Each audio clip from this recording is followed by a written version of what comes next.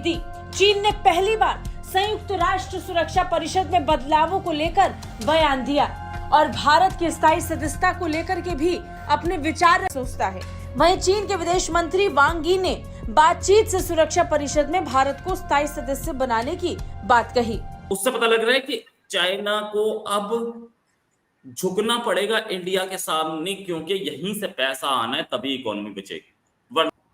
जब real estate collapse हो गया, as a consequence banking system भी कोलैप्स हो रहा है।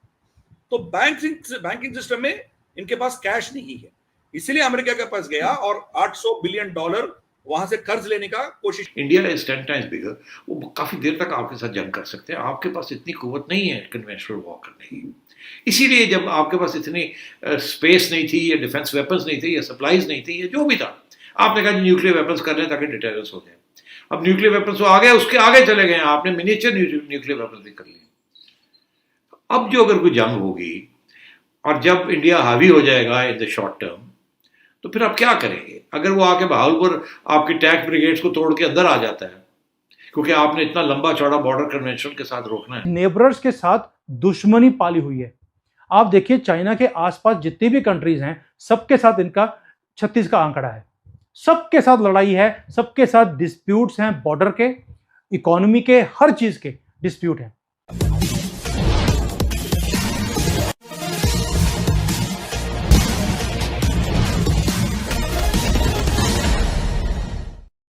चीन ने पहली बार भारत को यूनाइटेड नेशन सिक्योरिटी काउंसिल के परमानेंट सदस्य के रूप में शामिल किए जाने की घोषणा किया है। ऐसा चीन के व्यवहार में परिवर्तन क्यों आया, आइए जानने की कोशिश करते हैं। चीन ने पहली बार संयुक्त राष्ट्र सुरक्षा परिषद में बदलावों को लेकर बयान दिया और भारत की स्थायी सदस्यता को लेकर के भी सोचता है। वहीं चीन के विदेश मंत्री वांग यी ने बातचीत से सुरक्षा परिषद में भारत को स्थायी सदस्य बनाने की बात कही। यानी चीन ने भी संयुक्त राष्ट्र सुरक्षा परिषद में बदलावों का समर्थन कर दिया है। यानी वो शुरुआत हो चुकी है जिसमें पांचों देश इस बात को तो स्वीकारते हैं कि बदलाव होने जरूरी है, लेकिन बदलाव कौन करेगा ये बड़ी बात है। भारत बहुत स्पष्ट तौर पर कहता आया है कि अब संयुक्त राष्ट्र सुरक्षा परिषद को ऐसे ही चलने देने नहीं दिया जाना चाहिए, इसमें बदलावों की। इंडिया इज 10 टाइम्स बिगर, वो काफी देर तक आपके साथ जंग कर सकते हैं। आपके पास इतनी कुव्वत नहीं है कन्वेंशनल वॉर करने की। इसीलिए जब आपके पास इतनी स्पेस नहीं थी या डिफेंस वेपन्स नहीं थे या सप्लाईज नहीं थी या जो भी था, आपने कहा न्यूक्लियर वेपन्स कर लें ताकि डिटरेंस हो जाए। अब न्यूक्लियर वेपन्स तो आ गए, उसके आगे चले गए, आपने मिनिएचर न्यूक्लियर वेपन्स भी कर लिए। अब जो अगर कोई जंग होगी और जब इंडिया हावी हो जाएगा इन द शॉर्ट टर्म, तो फिर आप क्या करेंगे? अगर वो आके बहावलपुर आपकी टैंक ब्रिगेड्स को तोड़ के अंदर आ जाता है, क्योंकि आपने इतना लंबा चौड़ा बॉर्डर कन्वेंशन के साथ रोकना है, तो क्या आप न्यूक्लियर वेपन्स इस्तेमाल करेंगे? क्या आप उनके ऊपर अपने न्यूक्लियर वेपन्स इस्तेमाल करेंगे? तो फिर तो न्यूक्लियर वॉर होगी ना। तो क्या राजा साहब आप ये चाहते हैं कि बस अब मार पिटाई करके खत्म ही किया जाए? तो ठीक है, पाकिस्तान सारा खत्म हो जाएगा, इंडिया 1/10 हिस्सा इंडिया का खत्म हो जाएगा। आप 2-3 जगह पे बम मार देंगे, उनका उड़ जाएंगे, वो 3-4 जगह पे मार देंगे, आप खत्म हो जाएंगे, आप सारा मुल्क ही खत्म हो जाएगा, रह ही कुछ नहीं जाएगा। वो तो इतना बड़ा मुल्क है। तो जब रियल एस्टेट कोलैप्स हो गया, as a consequence banking system भी कोलैप्स हो रहा है। तो बैंकिंग सिस्टम में इनके पास कैश नहीं है, इसीलिए अमेरिका के पास गया और $800 बिलियन वहां से कर्ज लेने का कोशिश किया है। $1.2 trillion forex, dollar denominated forex उनके पास जो है, उसको सिक्योरिटी रख के 800 बिलियन पूछा था और बाइडेन ने मना कर दिया। क्यों?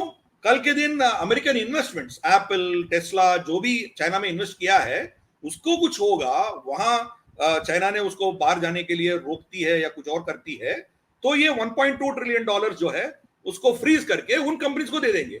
इसलिए जो बाइडेन ने मना कर दिया। तो बैंकिंग और रियल एस्टेट भी कोलैप्स हो रहा है इसका।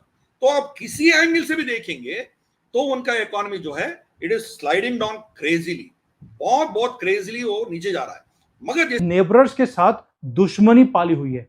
आप देखिए चाइना के आसपास जितनी भी कंट्रीज हैं, सबके साथ इनका 36 का आंकड़ा है। सबके साथ लड़ाई है, सबके साथ डिस्प्यूट्स हैं, बॉर्डर के, इकोनॉमी के, हर चीज के डिस्प्यूट हैं। तो अब इन्होंने शुरू कर दिया कि भी हम नेबरिंग कंट्रीज के साथ भी एंगेज करना शुरू करें, ताकि कल को अगर कोई भी युद्ध है, कुछ भी है, तो एटलीस्ट कोई तो साथ में खड़ा हो। अब इंडिया का देख लीजिए, इंडिया में सिर्फ पाकिस्तान है जिसके साथ हमारे रिलेशंस ठीक नहीं है। बाकी सारी कंट्रीज के साथ इंडिया के रिलेशनशिप बहुत अच्छा है। चाइना के साथ भी हमारा रिलेशन अच्छा है, ऐसी कोई बात नहीं है, एक्सेप्ट फ्यू बॉर्डर इश्यूज।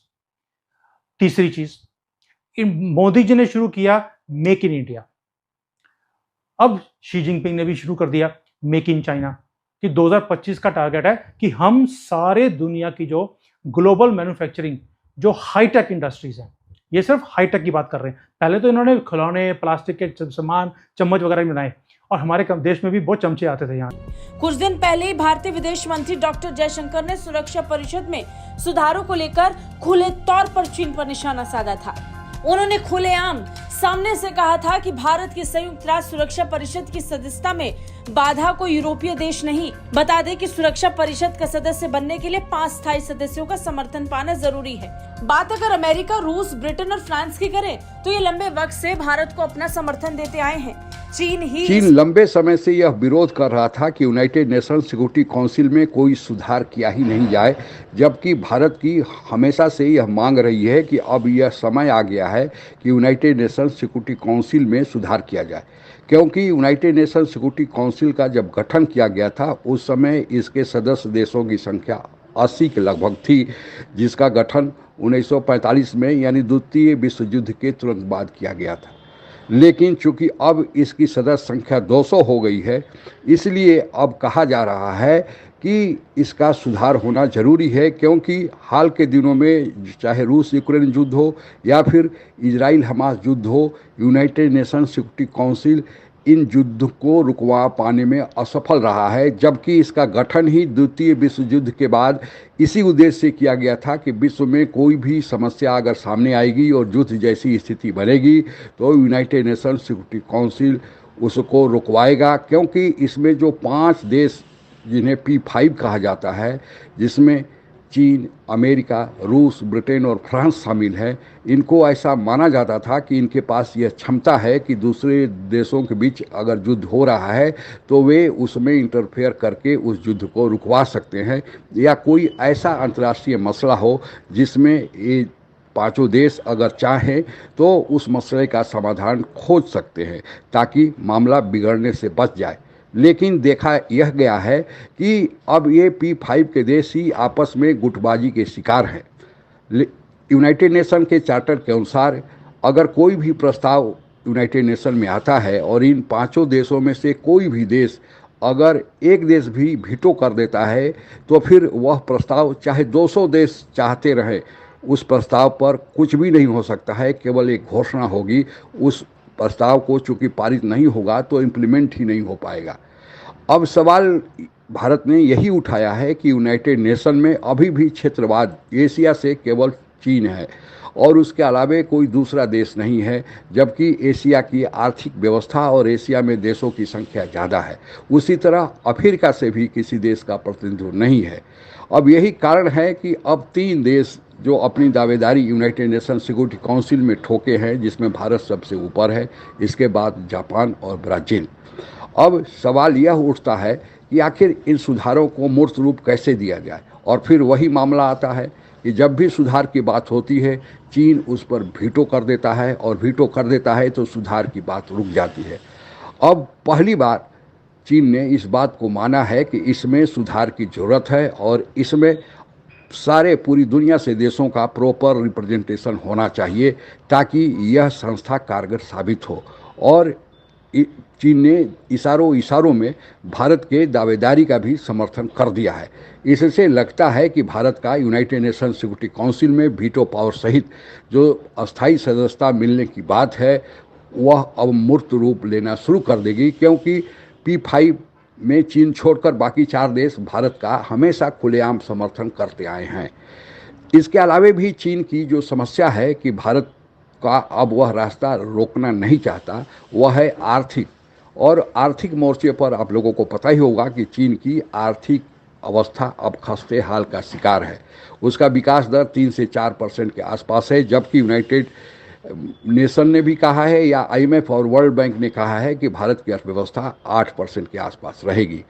चूँकि चीन का सीधे मुकाबला अमेरिका से है और अमेरिका के आसपास भी चीन अगले 10 साल तक नहीं पहुंच सकता।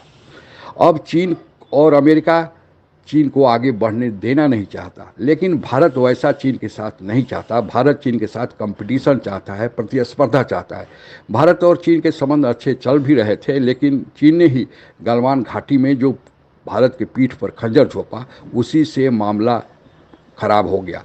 इसलिए चीन से भारत का अब भी व्यापार है, लेकिन भारत अब इंटरमीडिएटरी गुड मंगा रहा है। बेसिक गुड्स यानी छोटे छोटे चीज़ जो भारत में बन सकते हैं उन्हें नहीं मंगाया जाता है। उन चीज़ों को चीन से आयात कर रहा है, जिन चीज़ों के आधार पर भारत अपने यहाँ सामान निर्मित करके फिर एक्सपोर्ट कर सके। अब धीरे धीरे चीन पर भारत का जो डिपेंडेंस कम होता जा रहा है, यह चीन के लिए चिंता का विषय है। और दूसरा, चीन जो धौंस जमाने की कोशिश की कि वह अपने सैन्य शक्ति के आधार पर भारत को दबा देगा, वह भी चीन की चाल कामयाब नहीं हो पाई। इसलिए इन सारे वस्तुओं, इन तथ्यों को अगर एक में मिला जुला कर देखा जाए तो लगता है कि चीन को अब समझ में आ रही है कि भारत का रास्ता लंबे समय तक रोका नहीं जा सकता। इसलिए भलाई यह है कि भारत से मिलकर आगे बढ़ा जाए।